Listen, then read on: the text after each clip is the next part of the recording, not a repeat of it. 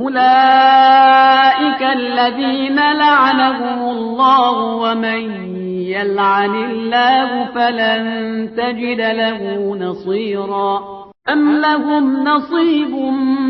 من الملك فإذا لا يؤتون الناس نقيرا أم يحسدون الناس على ما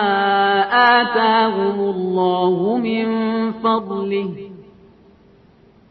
فقد آتينا آل إبراهيم الكتاب والحكمة وآتيناهم ملكا عظيما فمنهم من آمن به ومنهم من صد عنه وكفى بجهنم سعيرا إن الذين كفروا بآياتنا سوف نصليهم نارا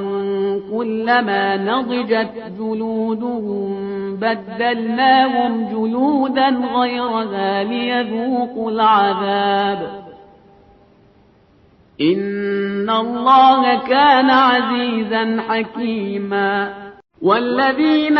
آمنوا وعملوا الصالحات سندخلهم جنات تجري من تحتها الأنهار خالدين فيها أبدا لهم فيها أزواج مطهرة وندخلهم ظلا ظليلا إن الله يأمركم أن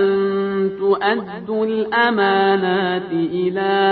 أهلها وإذا حكمتم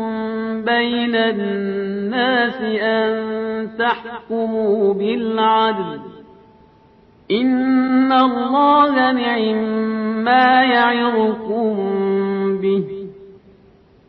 إن الله كان سميعا بصيرا يا أيها الذين آمنوا أطيعوا الله وأطيعوا الرسول وأولي الأمر منكم فإن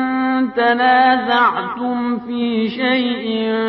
فردوه إلى الله والرسول إن كنتم تؤمنون بالله واليوم الآخر ذلك خير وأحسن تأويلا